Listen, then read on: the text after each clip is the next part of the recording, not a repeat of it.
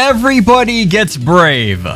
Well, almost everybody. Well, half the units. Half the units get brave. We'll stick with that. This is interesting. We're going to go over it. This is an interesting unit. This is an interesting ring.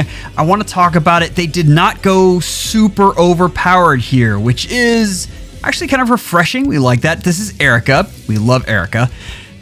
Moving on, though.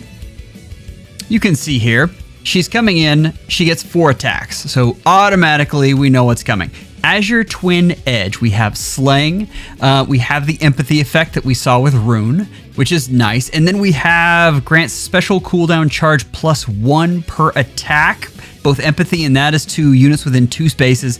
Honestly, the cooldown charge is a little past its due. We would have rather had Preempt Pulse, but that's okay. This is a free effect. If unit initiates combat or if unit is within 2 spaces of an ally, grants attack speed, defense, res. You just round up to 14 there.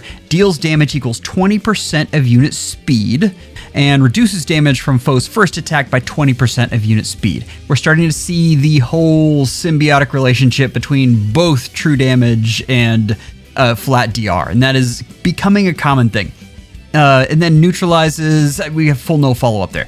Then you see the little note, unit can use the following style, Wind Sword style. It is very important to note that just this unit can use Wind Sword style. That's going to be something, I looked at this the first thing and thought that that could be everybody, but that is just this unit. We'll get to that in a second though. Let's get to Twin Strike. Now this is a boosted damage, so this is your Iceberg, your Glacies, but it's based on speed, and it's 60% of the unit speed. That's very high. Unit attacks twice, so this is Brave, which is excellent. And then you have Tempo. So, all of this is good. If unit or foe special is ready or triggered before or during combat, you get, basically this is special DR of 40%, and that's non-pierceable. That combined with the flat DR and Azure Twin Edge should make this unit pretty bulky. Let's move on though. I want to get the full effect of what this unit is doing. We've got Brave, we've got a lot of boosted damage, we've got some true damage. Then we have Blue Skies 4. This is a new inheritable, and this is inheritable to melee units that aren't, well, sword, axe, and lance units. This can't be beast or dragons because, I don't know. And it can only be inherited to flyers and cavalry units. This is very good though. This enables Canto 2, and you're seeing a lot of roll compression in the A skill with Canto right now because we're getting so many good B skills that flyers and cavalry need right now. You get attack speed +8, and then we get true damage that is maxed out at 8. Most of the time will be that way, and goes into effect on a Brave hit as well. So that's good. Combined with the other true damage we get Assault Force. If unit initiates combat or is within 2 spaces of an ally, inflicts speed defense -4 on foe. I don't know why I'm reading this. The main thing I want you to take from this is it's got piercing and it's got additional true damage based on speed or defense. We're starting to stack things up. And again, that is what you absolutely have to have right now. You have to stack a ton of true damage, a ton of boosted damage. Now, we have attack speed, Insight, Hone. At start of turn, if unit is within 2 spaces of an ally, grants. So, more stats. Incited effect. This is my favorite skill right now for cavalry units. This is an excellent, excellent skill. It's nice to see this on her. We have the emblem effect. Now, this is for units, and this is the only thing they'll be taking from this, so this is important. When special triggers, boosts damage by units max special cooldown ×4. So that's boosted damage, but it's still extra damage. I have an emblem ring, which is good. If unit is in its first combat in offense or in enemy phase or player phase, inflicts attack -4 on unit, and unit attacks twice during combat. Now, that only applies if your range is 1. Whew, okay, that's a lot. Let's talk about the emblem ring first, because this is interesting. This is very good on melee units, just period. I want you to think about Valentine's Edelgard, and the way I am getting kills with her right now is I'm pairing her with Marissa in order to get that Brave effect at a distance. Now I just have this ring on her. Normally you would put the Celica ring, but we see so much anti-warping right now in the form of Barricade, Low Ground, and High Ground. All of that is stopping Celica rings in their tracks right now. This is something that could be incredibly handy on a melee initiator, and I can think of a lot of units. We'll go over some of them in just a second, but this is good. This is not earth-shattering though. This is very good, and we'll talk about this some more as we go. But I want to get into Eirika, and we can't really talk about her until we talk about this wind effect. Now, you see her coming in, and I am, of course, 4 hits, and they know what a problem they've created with Marnie. So they're showing that, of course, Marnie gets walloped. Let's take a look at wind style, though. So, what this is, unit can use the following style. Unit can attack foes 2 spaces away. Calculates damage using the lower of foes' defense or res during combat, so you get adaptive damage, which, I'll be honest, does not matter a whole lot right now, but is a nice extra. And unit suffers a counterattack if any of the following conditions are met. Foe is armored with range of 1. Foe can counterattack regardless of unit's range, or foe's range is the same as distance between unit and foe. The big thing you want to take away from there is this doesn't go against a near save, and that's the next thing here. After combat, movement effects do not occur. Skill effects range is treated as 1, including by skill effects determined by attack range like Pavis and Aegis. So this is going to go up against your near saviors, and because they're armors, they're still going to be able to counterattack. That's really important to see here. So what this is not something that gets around saviors or lets this unit attack a far savior. What this does do is extend her range by 1.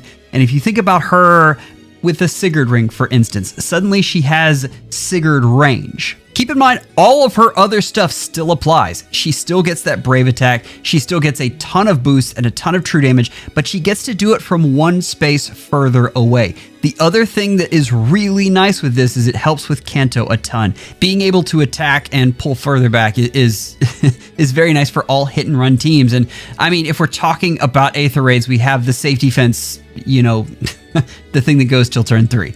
So this is very much a thing where you could go up, smack the biggest, baddest unit there, and, you know, Kanto away as fast as you possibly can. That is very powerful in itself. The question is, how good is this unit? And we'll talk about that in just a second. There's a ton of things. The last thing I want to look at before we go into the tier list, though, is just what exactly we're dealing with as far as the banner. If we look here, she's color sharing with red. Red has 3 rings. The problem is most players right now are summoning for one-offs every time a ring comes around. And that makes this less good for folks who are doing that. I'm one of them. If you are new to rings and you don't have any of this rings, this becomes the most amazing color on the planet. But as of right now, it's okay. Honestly, though, 3 of these colors are very good. My next favorite is probably green. But I'm a big rearmed attuned person, so these are 2 units that you can copy stuff with, which is amazing. If you don't have Sigurd or Celica's ring, 3 suddenly becomes very valuable, and I still think Lumera is a very good mythic. But as for me, 2's better, but you can see how close those are. And then we have colorless. And I put colorless as a rank of 5.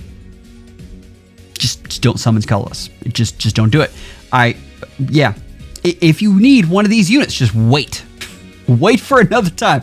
This is really, really hard to summon on. But yeah, this is where we're at. Let's get into the tier list though. As an emblem ring, the thing is, Lynn's ring is incredibly powerful just because it lets you attack from such range. It's crazy. You are making a ballista right there. Right now, I have it as the most influential ring in the game. But Sigurd's is so universally good with so many different units. It is tough not to put him up there. Next is where I put that tier with Eirika and Celica. Celica is if I was looking at trends as opposed to just placements, Celica's ring is definitely on the down slant, and that's because we just have so many things in, again, we talked about it, but barricade, higher ground, lower ground, these things are very prevalent in the meta, and it stops Celica ring users from doing what they want to do. Now, Eirika's ring does not have that kind of counter, and we've talked forever about how good dual phase Brave is, and I know it's only on one hit, but that first combat is the most important one, period. So keep that in mind when you are thinking about how valuable this unit is. If you are a melee nuke user, this is incredibly powerful and something you want to have in your barracks. I think every FEHtuber has talked about it, but these are the closest things to must pulls, and it's very painful that they're on the worst banner to summon on. That being said, this isn't the worst share either. Getting merges on mythic rings just gives you free stats, and that's something that it doesn't mean a lot until it does. When you have very close matchups at a very high level of the game, suddenly the extra attacker speed can actually make a difference. I'm not telling you to go out and summon on purpose for those, unless you just feel like wailing, and it wouldn't be the worst thing to wail on. For the average player though, that's not something you're going to be after, but if they drop in your lap, that's not the worst thing. But speaking of, we need to talk about the best unit in Engage, which was Sommie. So we made pillows out of Sommie, because why not? It's adorable. I'm amazed that I still have one, because my small human has tried to steal it many, many times. We have a lot of great Sommie stuff, including a hat, a beanie with an embroidered Sommie on it. Go check that out, FEHology.com. Let's get to the next tier list though. Tier 0 is really interesting to sort out, and it depends a lot on what you need. I really think that as far as killing power, Hresvelgr is just still the best. I'm begging you. Edelgard has some additional utility where she does hit incredibly hard and belongs here just for that, but also has extra actions. Eirika with the extra range is going to have some additional utility just in the ability to snipe unprotected backlines. And if you're looking at something like Summoner Duels, that is incredibly handy, but there are a lot of places where that's very handy in Aether Raids as well. And if you want to take this unit to Arena Assault, I highly recommend it. I think she can solve a lot of your problems with Marnie, because I know we've seen all of Tacho's curse where he brought on the double Marnie meta. What you'll see with this tier list though is a clear divide between tier 1 and tier 2. In tier 1, Sigurd has a ton of different things you can do with him, and I know his killing power has been nerfed by just a ton of anti-AoE stuff, but he still moves a lot of spaces, and that is incredibly handy. You have Felix, who I think is going to be an amazing user of this ring. Watch out for that, because he's going to be interesting and he's going to be smacking things.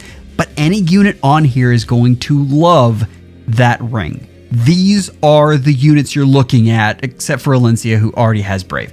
All of these other units though, absolutely incredible, and something you want to be looking at to use this unit, because melee nukes are where she is going to really thrive.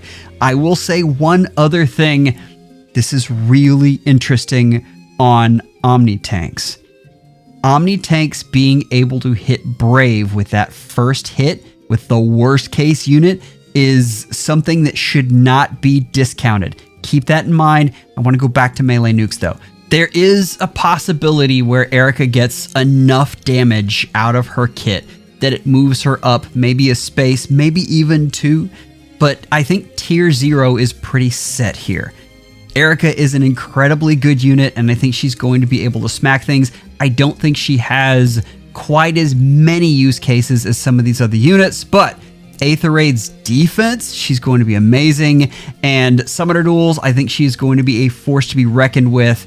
Either way though, I think her ring in every mode is going to be something that's fun to use. At the time of the recording this, we are about to have a Nintendo Direct for Switch 1. You can look at my thoughts on the next Fire Emblem and what I think that's going to be. You can even compare, if we get one tomorrow, you can compare to what I thought it was versus what actually came out. Members, you are amazing. Thank you for all that you do. Take care and schedule an appointment with your FEHologist real soon.